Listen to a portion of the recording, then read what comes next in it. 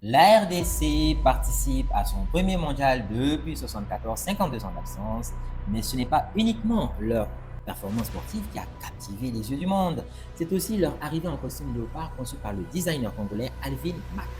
Alors, comment un choix vestimentaire est-il devenu un outil de soft power qui transforme l'image internationale de la République démocratique du Congo?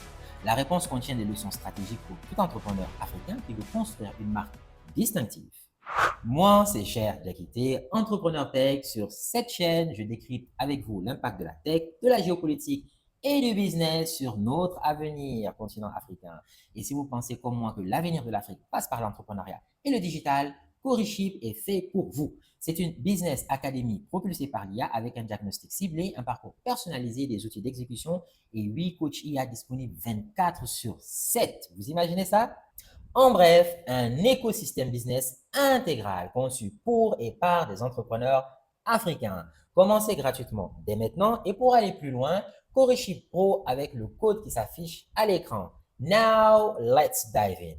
Oui, commençons par le commencement, le phénomène des costumes léopards. Pour comprendre ce qui s'est passé, il faut revenir sur les faits. La RDC participe au Mondial 2026, première qualification depuis 1974. L'équipe des Léopards arrive aux États-Unis avec des costumes sur mesure, motif léopard. Eux-mêmes, ils s'appellent les Léopards, n'est-ce pas? Et ils sont accompagnés de sacs assortis.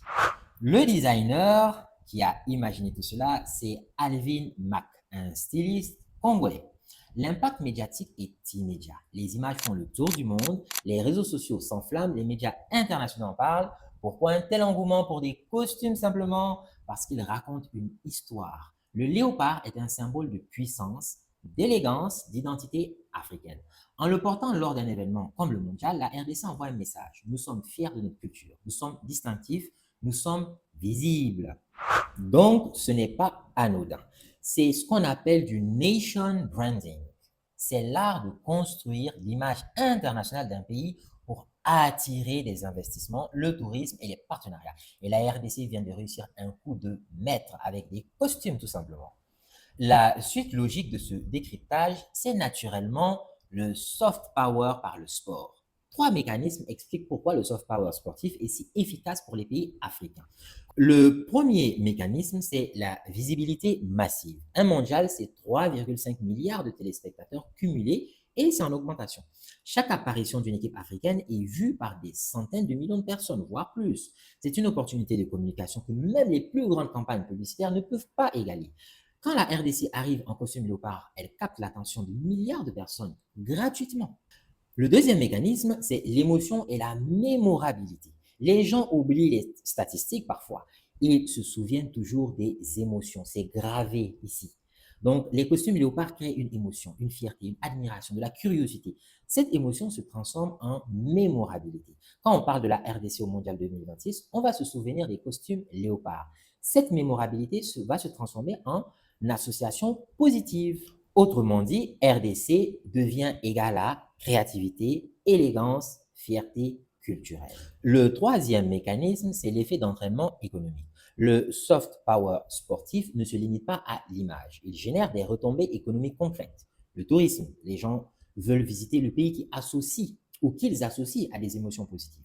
Il attire aussi les investissements. Les investisseurs sont de plus en plus enclins à investir dans un pays dynamique, créatif. Et enfin, les partenariats, les entreprises internationales cherchent à s'associer, à associer leur marque à des images de pays qui ont, voilà, une image positive, rayonnante, resplendissante. Ils veulent faire cette association entre l'image de leur marque et l'image de ce pays-là qui est très bien perçu de par le monde.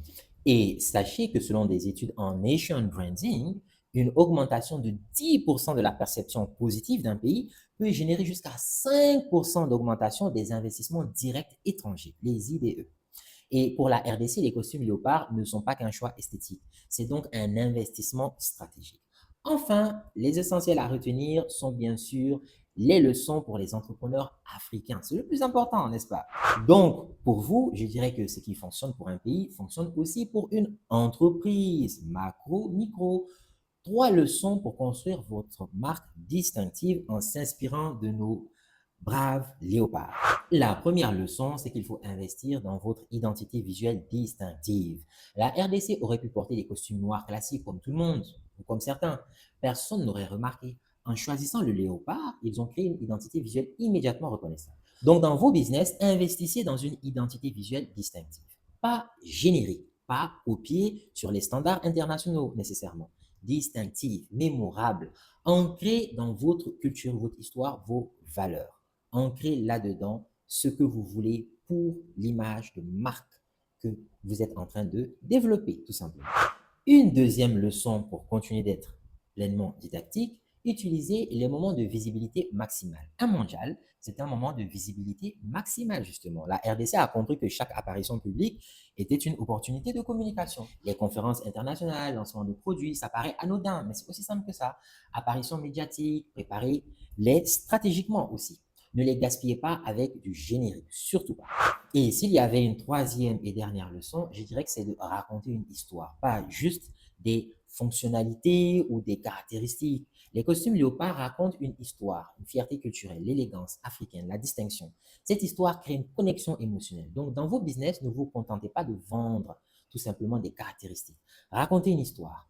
Pourquoi existez-vous? Quelle est votre mission? Quelle émotion voulez-vous créer chez vos clients? Les gens n'achètent pas des produits seulement, ils achètent aussi des histoires, d'où le fameux storytelling. Alors, les implications concrètes, pour terminer avec ça, c'est très important pour rester pratique. Si vous êtes entrepreneur africain sur le continent, voici 3 actions immédiates. Action 1, auditez votre identité visuelle. Votre marque est-elle distinctive ou générique? Si vous enlevez votre logo, est-ce que les gens reconnaissent quand même votre entreprise, par exemple? Si la réponse est non, investissez dans une identité visuelle distinctive, justement. Et n'oubliez pas, la répétition est pédagogique. Donc, une deuxième action à prendre immédiatement, c'est une fois de plus, comme je l'ai dit précédemment, d'identifier les moments de visibilité maximale. Quels sont les 3 ou 5 moments dans l'année où votre entreprise est sous les projecteurs? Préparez-les stratégiquement, comme on a dit, créez des moments mémorables. Et enfin, définissez votre histoire. Quelle histoire raconte votre entreprise? Pas simplement vos pitchs commerciaux, votre histoire profonde. Pourquoi existez-vous? Quelle émotion créez-vous? Écrivez-la, partagez-la, vivez-la. Et si vous voulez approfondir ces réflexions et les transformer en plan d'action concret pour votre business, c'est exactement ce que nous faisons dans notre masterclass Lancer, automatiser et scaler votre business avec l'IA.